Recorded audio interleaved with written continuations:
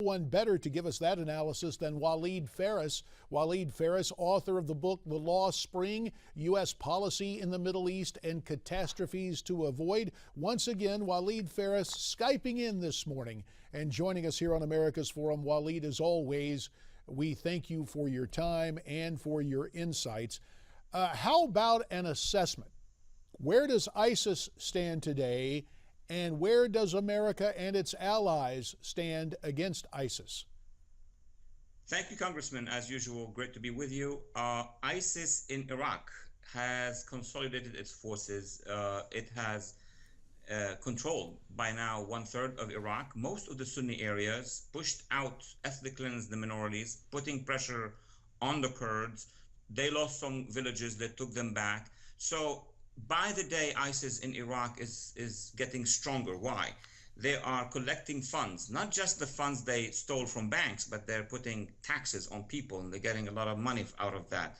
The Iraqi government tried several times to take back some of the areas, and they failed. So international action is warranted there. In Syria, they're moving forward. They captured an important military airport from the Assad regime, and that airport has weapons. And if there is no action, concerted action by the United States and the international community, I expect that ISIS will become a regime in the middle of the Middle East, like the Taliban, but with much more force and power than before. And you raise there the specter of an ISIS Air Force, as they've gotten that military airfield. We discussed that the other day with General Paul Vallely.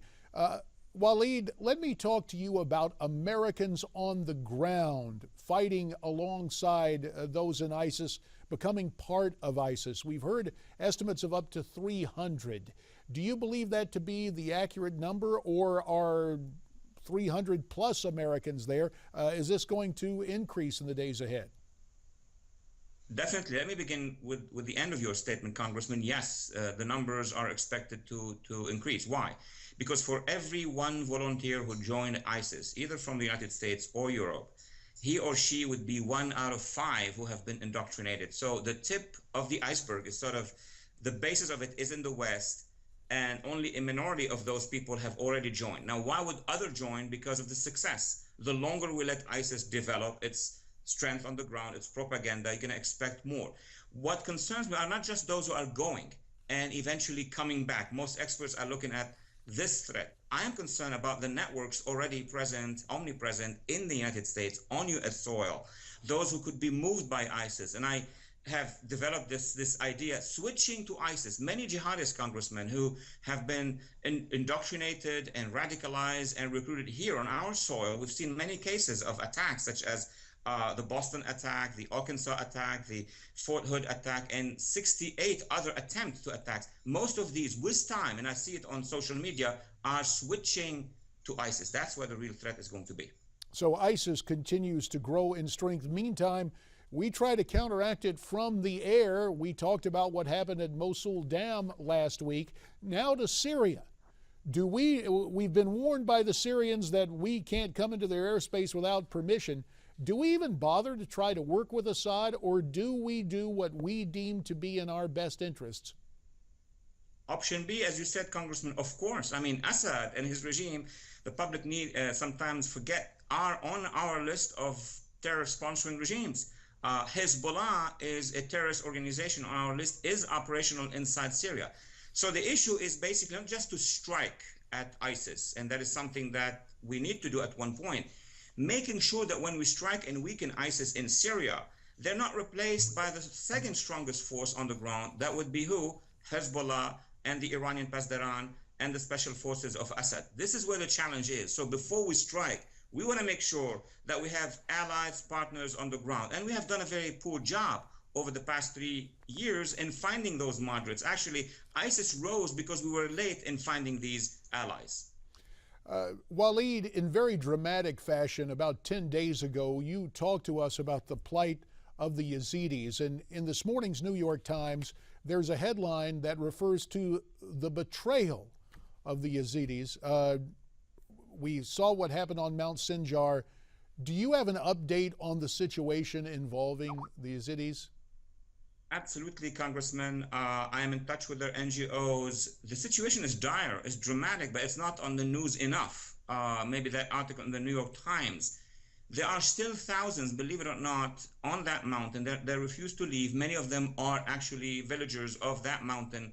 They are fighting attempts by ISIS and by other jihadists to go up and kill them. They have light weapons, and nobody seems to be interested in helping them, neither extracting them to other secure location or arming them or supporting them. So this is something very serious. Now, the other minorities, the Christian minorities, 450,000 of them are still living on the streets of Kurdistan. Kurdistan cannot, sustain this for a long period of time. And these villagers or these Christians should be brought back to their areas.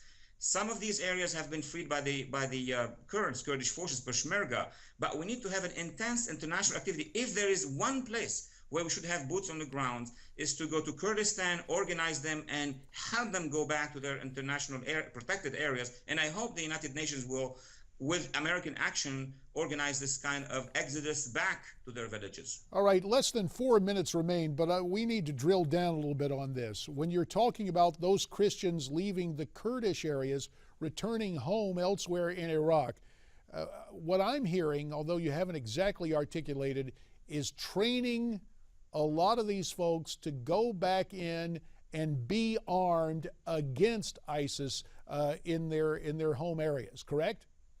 Absolutely, Congressman. Let me share one thing with you. We went to the United Nations, I as an advisor to many NGOs, including Iraqi Christians and Yazidis and other minorities in the Middle East. We were just a few days ago at the Security Council of the Secretariat General, and what these NGOs have asked very clearly from the international community, and they will ask from Congress, including your colleagues, is that not just they will be armed, they will be formed as battalions, organized battalions. There will be a command for these minorities under the auspices of the international community, whomever would like to volunteer for this, escort them back to their areas, have them be in the police stations, meaning create a district internationally protected by the United Nations or whomever wants to do so, so they are capable in defending their own areas. That is a project I would think the United States should put priority on.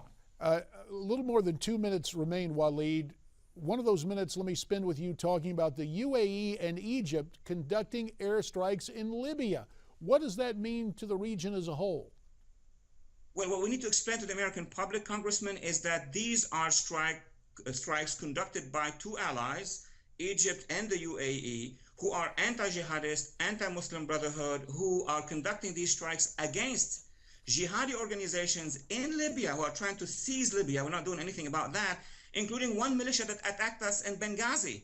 So imagine that two of our allies are striking there. And what does the State Department and other officials say? Why are you doing this? Well, when Israel strikes against terrorists, we actually stand with them. And when Egypt and the UAE strike against terrorists, we should do the same. Unfortunately, the administration to have had better relationship with Egypt. Actually, they should go and work on a better relationship with Egypt at this point in time. About a minute and a half remains, Walid. Speaking of Israel, confirmation of the ceasefire, but new reports concerning Iran shooting down a drone that they claim is from Israel. Israel is giving a denial of this. What do you know about that situation?